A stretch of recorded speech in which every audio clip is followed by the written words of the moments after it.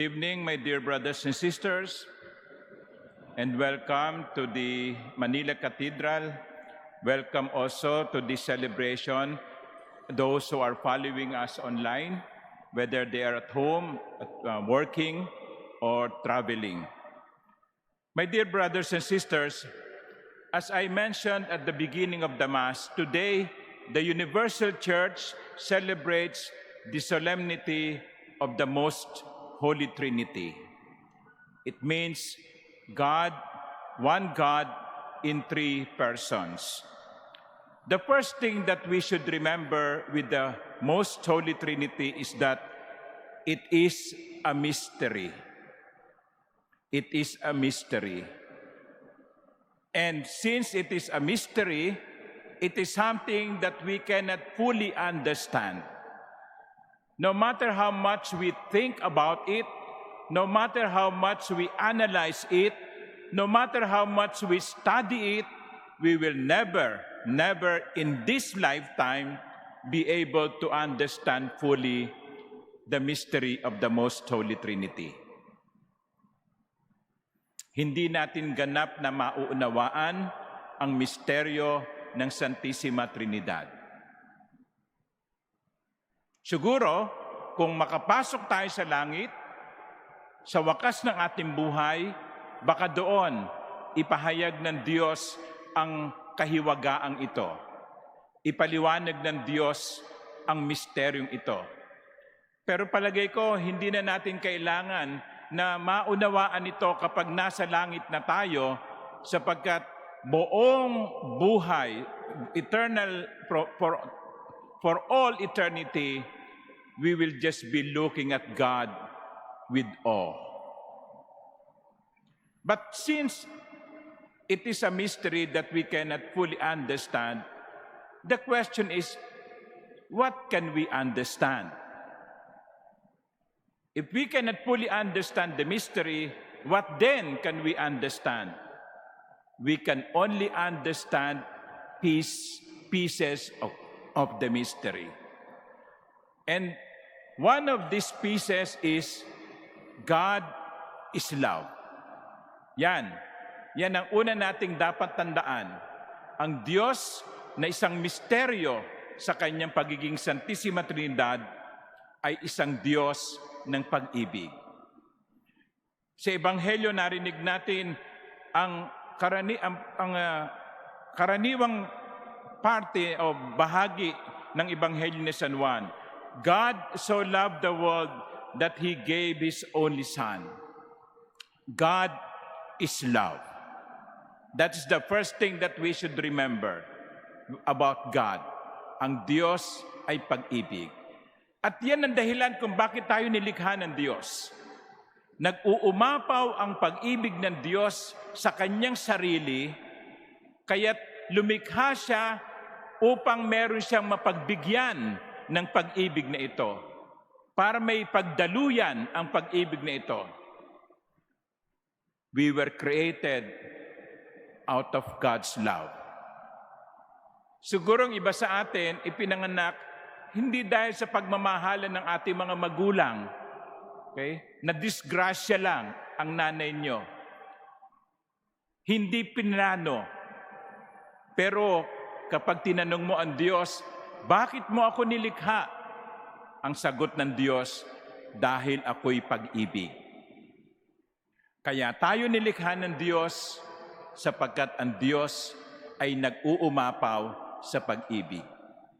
Kaya sa bawat umaga na kayo'y titingin sa salamin at tinitignan ninyo ang mukha niyo, lagi niyong sabihin, ikaw, kahit ganyan ang mukha mo, ginawa ka ng Diyos dahil sa pag-ibig. Yan.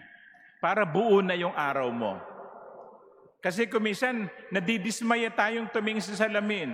Bakit ganito ang itsura ko? Pero wag. Every time that we look at the mirror, let us say to ourselves, that face is created out of love. God's love. Pero hindi lamang po yun. Ang Diyos ay hindi lamang pag-ibig. Sabi nga ng Ebanghelyo, ang Diyos na pag-ibig na ito ay nagbabahagi. Hindi makasarili. Hindi akin to. Hindi akin lang to. Yung kanyang pag-ibig ay handa niyang ibahagi. That is why St. John in the Gospel said, God so loved the world that He gave. He gave. And this is a principle that is being taught to us tonight. You cannot love without giving. Hindi ka pwedeng umibig nang hindi nagbibigay. Pwede kang magbigay, pero hindi dahil sa pag-ibig. Nagbigay ka dahil napilitan ka. Nagbigay ka dahil may hinihintay kang kapalit. Nagbigay ka dahil kakandidato ka sa 2028. Nagbigay ka dahil meron kang gustong makuha. Pwede yun. Nangyayari yun. Pwede mong gawin ang pagbibigay na hindi nanggagaling sa pag-ibig. Pero hindi ka pwedeng umibig nang hindi ka handang magbigay. Hindi ka pwedeng umibig nang ayaw mong magbigay. And that is the second aspect of God's divinity. He's not only God who is love, He's also God who is giving.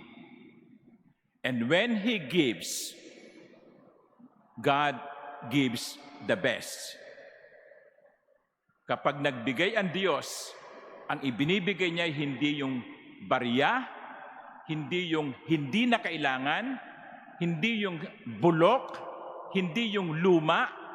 Ang sabi sa Ebanghelyo, God so loved the world that He gave His only Son.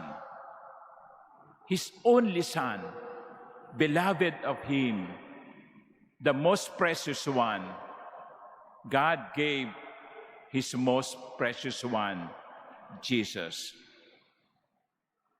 Yan ang Diyos na sinasamba natin.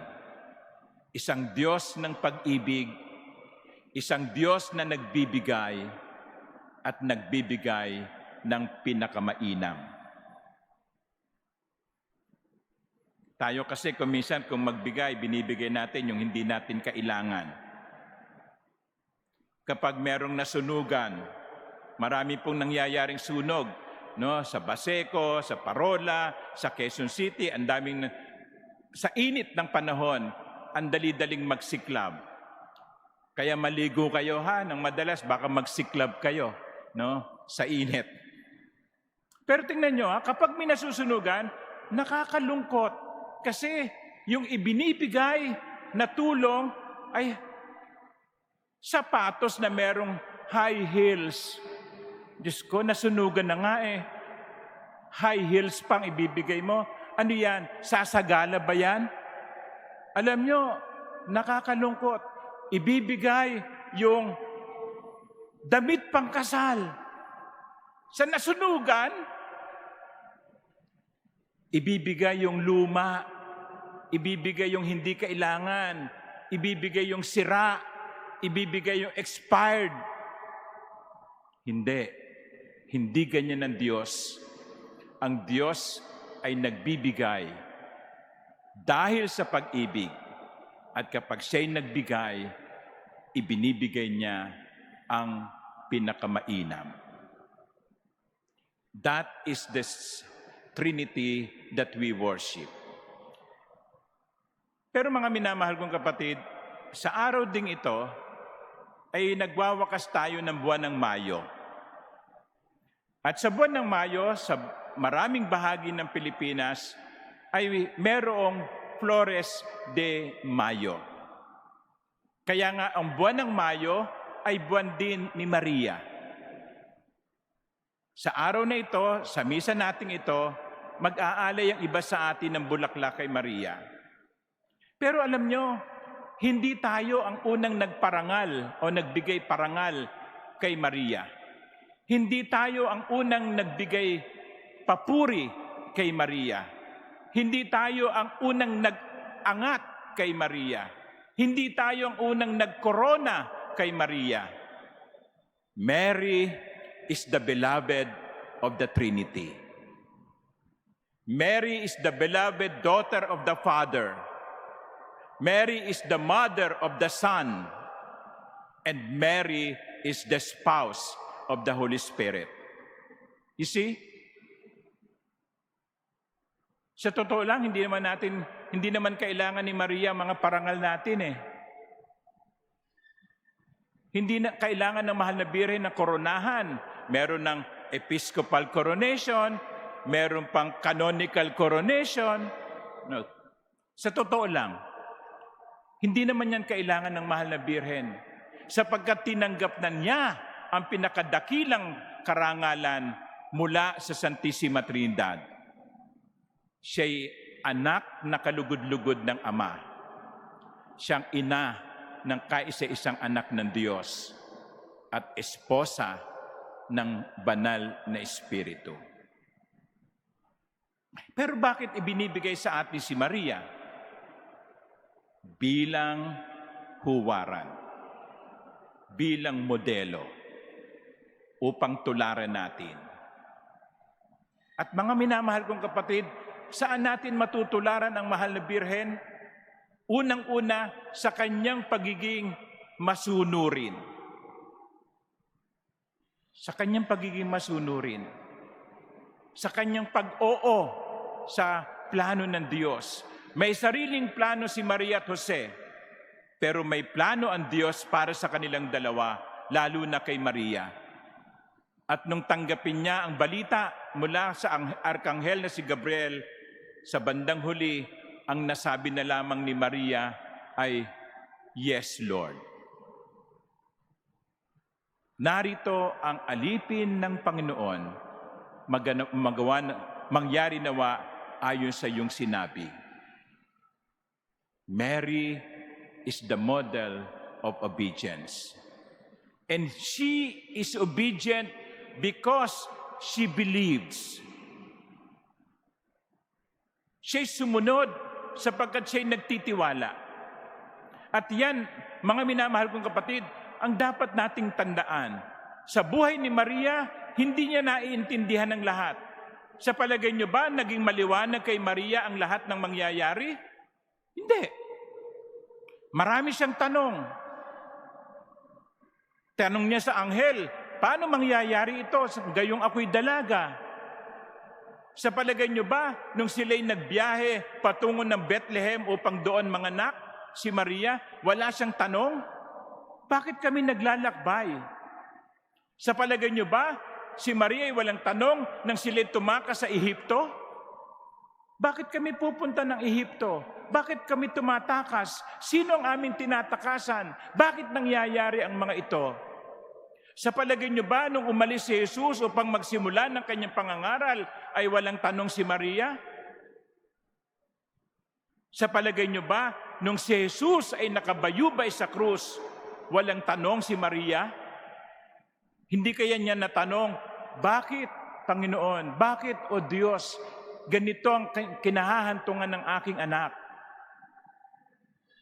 Pero mga minamahal kong kapatid, sa kabila ng hindi niya ganap na nauunawaan ang plano ng Diyos, nandoon pa rin ang kanyang pagsang-ayon.